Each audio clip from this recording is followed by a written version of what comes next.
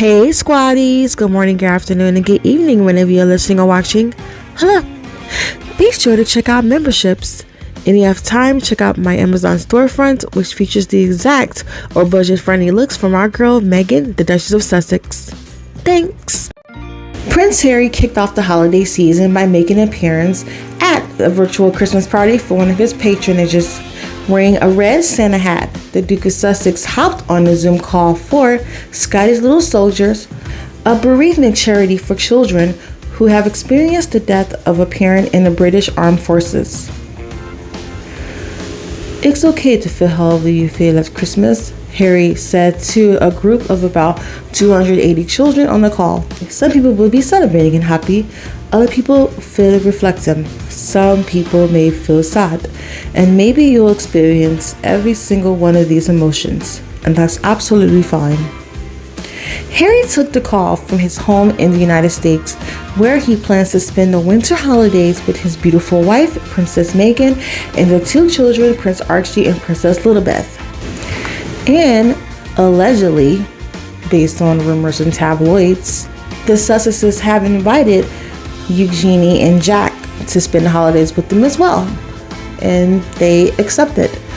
And remember, this is rumors. This is from the tabloids. This is not from the Sussexes. They did not. They didn't even respond to these rumors. So remember to always rely on the sources from the Sussexes, not from tabloids or from royal sources or just random people in general. But regarding Prince Harry and his involvement with Scotty's little children, it's absolutely beautiful. I love his consistency, and I love his dedication and always just being there for that organization, for that charity. If anyone understands what they're going through, it's him. It's truly a beautiful blessing that Harry spends. He just never forgets. Like he's that attentive father or that attentive friend or just the overall reliable person that you can always expect to be there for you or for your charity or for just in general. Harry's a good man. Good man, Harry. Good King Harry. Now moving on, Princess Meghan looked absolutely pretty in pink to celebrate her friend Samantha Stone. This week, on December 11th, the Duchess of Sussex was photographed alongside friends Kelly McGee-Joffin and Marcus Anderson to celebrate their friend Samantha Stone's baby shower. Meghan's friend Kelly McGee, she is the co-founder of Alliance of Moms. She posted this sweet Instagram photo alongside Meghan, Stone, and Anderson, each in baby pink attire. Meghan's ensemble consisted of a square neck maxi dress from Passe. The blush design was defined by its wide straps and straight line skirts. Meghan looked positively pretty in pink. Her smile was so infectious, and hey, she's a girl's girl through and through. We love a girl's girl. I'm a girl's girl as well, so shout out to all the girls out there. Now, I know that there's women out there who have male friends and have a male identify kind of way of living, and you know what, that's okay. I'm not that type of person. There's nothing wrong with hanging out with your girls, and I'm just going to end it over that regarding that. I'm just going to end on that note. Now we're going to move on to briefly talking about Harry and Meghan's wonderful docuseries Polo. And even though I'm not really into sports, I somewhat enjoyed the reality series. I learned a lot about the sport and how it affects these families and individuals differently than what I imagined polo would be. The men like Louis, Timmy Dutter, they stood out to me the most. And believe it or not, I really wasn't a fan of Louis at first. He seemed like a douchebag to me, but that quickly changed, very fast. When I saw him, when I saw his relationship with his son and also with his wife, who's expecting their daughter, he used to be a guy who was really dedicated to golf, to make his dad proud. He loved the game as well. Then he lost his father, and he got into his business, making money. And then later on, in his later years, well, I shouldn't say later years, in his middle age, he got into polo.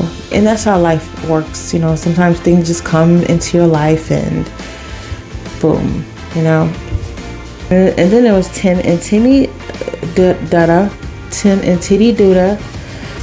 Their relationship is, quite interesting. I guess a lot of father and sons have relationships like that, I'm assuming.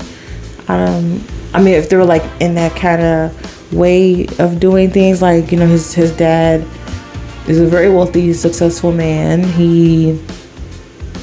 He's used to being like a heavy hitter. He goes hard on the people who works for him, just so that, because I think because he sees the potential in them, and he knows that they can, they have what it takes to make his business a success. So he does the same. That's how he coaches his son. That's the same way he does with his son, and he loves him very much. Clearly, because after, spoiler alert, when their team lost, he acted more like a father to him. So yeah. And the other men, they're great too as well. I was very happy that and the father son, Alfonso, and Alfonso and his son, I forgot his name. I'll probably add it into the podcast. They were great. Alfonso, he's like the Michael Jordan of polo, and his son is right there on his tail. Just, yeah, that's amazing. I love that duo. It was nice seeing Harry and Meghan there in the last couple episodes, especially the last episode. It was also nice to see Naksho there, of course. And that happy ending with Bob. I think that was his name, Bob. And it was wonderful, that he survived that. That was pretty scary. And I'm trying not to talk too much about it in case people didn't see it.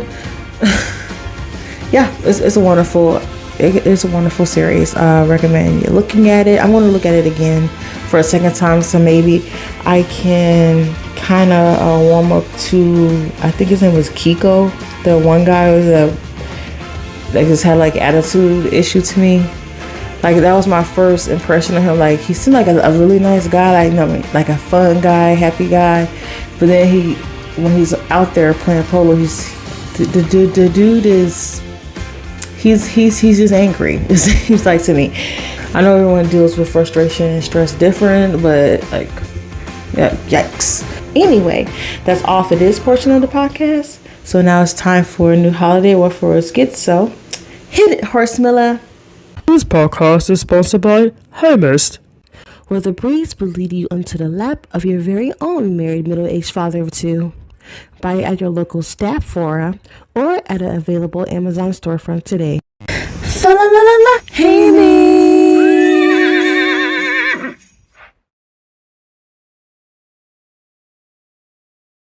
I'm quite proud of you on making a Time magazine list. There must be some love for William. It was money all well spent and nothing more. That Christmas display last week was insufferable. I don't blame William one bit. Only because of his money. It's also your money. I'm not allowed to wear tiaras unless Charles or William approves. It's a man's word. Bureaucracy is as strong as it was when I was a young girl. Unfortunately, I hate beauty crafts. Beauty crafts? Isn't that what you just said, Mother? Beauty crafts? What are you doing in my office? To celebrate my Time magazine victory. So they accepted the payment. Splendid for William. He's really going after it next year with Hell's traveling company getting much recognition this year. Who cares what William thinks? I won that Time contest fair and square. Time palm, baby. Meghan looked pretty in pink at the front of baby shower and quite happy. I wonder why. Because she has Harry. What about Harold? Did he win another achievement award? Well, really, thank you for my Time magazine victory. Ugh, whatever. It was also supposed to be my win, but I somehow managed another arrangement with them. Success. You'll see when it comes. When are you gonna do the right thing by my daughter? She gave you 3 heirs, stayed thin for you, and you still would not give her the time of day. Just be happy that I got the press to believe she's spending Christmas with my children and myself. Is your boyfriend or girlfriend spending it with you? And how much are their allowances? My money has nothing to do with you or your rolling down businesses. We're not talking about my businesses, we're talking about my daughter's security. Your daughter decided her own security when she refuses to accept that this marriage is as fake as her illness. It's been over years ago. I'm never leaving. Not without my children. They're my children, and you can have more children with some other bloke, but it won't be me. Kate, go. I can arrange for something. And I am telling you, I'm not. You've already sang that song, sweetie. It didn't work the last time. How does Meghan do it? Have a husband who still wants her. Even Charles still wants you. Even after you taking your sugar babies on holidays with you. I've heard quite enough. Now, all of you, out of my office, at once. And that's all for this podcast. And I hope that your days are filled with blue skies, sunshines, with positive vibes. I'd like to thank you for watching. Don't forget to like, comment, share, and subscribe, and hit that bell. Also, join a membership, as well as my Amazon storefront, and you can follow me on TikTok and Blue Sky. My name is Deanna, and you are watching Thriving with the Sussexes. I'll talk to you soon.